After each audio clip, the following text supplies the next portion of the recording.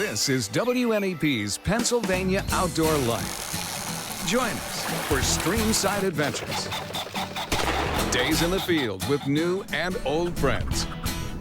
It's all about making memories and following traditions, and exciting hunting experiences with interesting people. We've captured the beauty and majesty of the great outdoors, and it's all next on Pennsylvania Outdoor Life. Hello everyone and welcome to Pennsylvania Outdoor Life. I'm Don Jacobs and I'm in the Pennsylvania Outdoor Life cabin in front of the fireplace for a reason. The weather has been so screwy lately. We went from a foot of snow in some places to a couple inches of rain, sleet, ice. You name it, winter is here. And eventually the lakes and ponds are gonna freeze over, and you've gotta be safe as you're going out on the ice, whether to ice skate, maybe do a little bit of cross-country skiing, or ice fishing. Jeremy Yohe is one of the waterways conservation officers for the Pennsylvania Fish and Boat Commission, and we talked to him about ice safety. In order to go out on the ice, you want to make sure it's safe when you arrive. The best way to do that is take a spud bar or a shovel handle or something that you can sound the ice. You're going to actually hit the ice as you make your way out. Do you have an electric auger here? This is an electric auger, again a commercially available product, and it works pretty well. After you're a short ways offshore, you're going to want to make a borehole and actually check the thickness of that ice. In Pennsylvania, you're not allowed to make a hole greater than 10 inches in diameter, 10 inches across if you're using an axe to chop a square hole. We're at a good 5 inches, and as you can tell, as you look at the side of the ice, you can tell it looks black. Right, yeah. That's an indicator that it was formed quickly and that it's very solid ice. If you're by yourself, you're looking for at least 3 inches of good ice. I recommend looking more at 4 before you feel that you're going to be safe. The reason I say that, the ice thickness will vary across the water. It forms differently based on conditions, temperature, wind conditions, water flow, whether or not there's a spring underneath an area, all can affect the quality of that ice.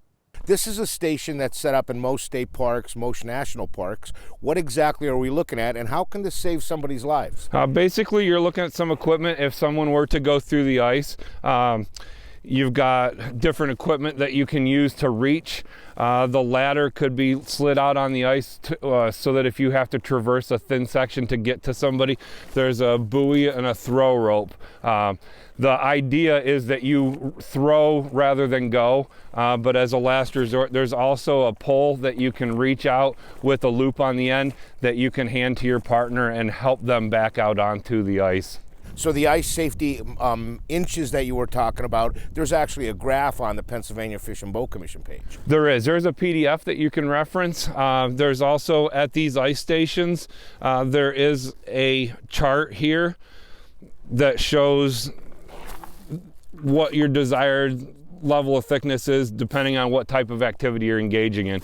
As you see here, snowmobiles are not permitted on this, but there is a recommendation for thickness if you have access to a private area where you'd be able to operate a snowmobile or ATV on the ice. And like always, just be aware of your surroundings. Know where this is, know where the quickest, easiest road is. I mean, you just have to, you can't just go out there and say, the heck with it, I don't care where I am. Absolutely. As you go throughout the day as well, you need to monitor those ice conditions. Sun and wind can change the ice drastically throughout the day, especially when you get into the shore ice.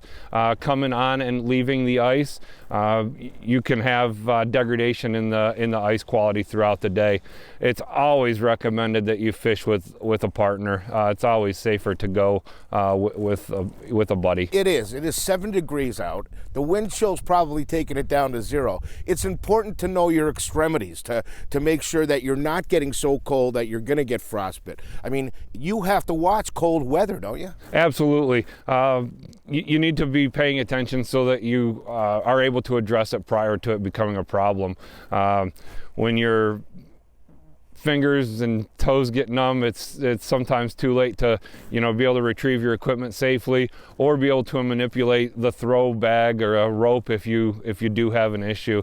If your dexterity is already compromised, you're putting yourself behind the 8 ball as far as safety goes. Having good footwear is essential to keeping your comfort level up throughout the day. Right now I have on an insulated pair of leather boots. I brought a pair of insulated rubber boots, and there's a pair of standard. Depending on the temperature, the standard may be adequate. A lot of people have different, run different temperatures. So that's a very standard. No matter what, when you're ice fishing, you're gonna end up with water on the ice. So having a rubber boot is ideal. There's 2 primary commercially available products. One that uses a coil system over a rubber strap.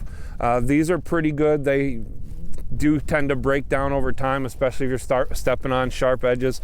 This brand here has actually a chain system, so they're going to hold up a lot better, especially on jagged ice and that, if you're walking across any rocks to get to where you're fishing. I use these for hiking as well.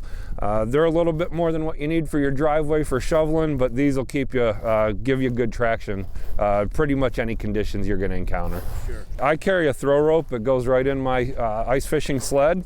That way there, if me or my partner go through the ice, we would be able to toss it to one another.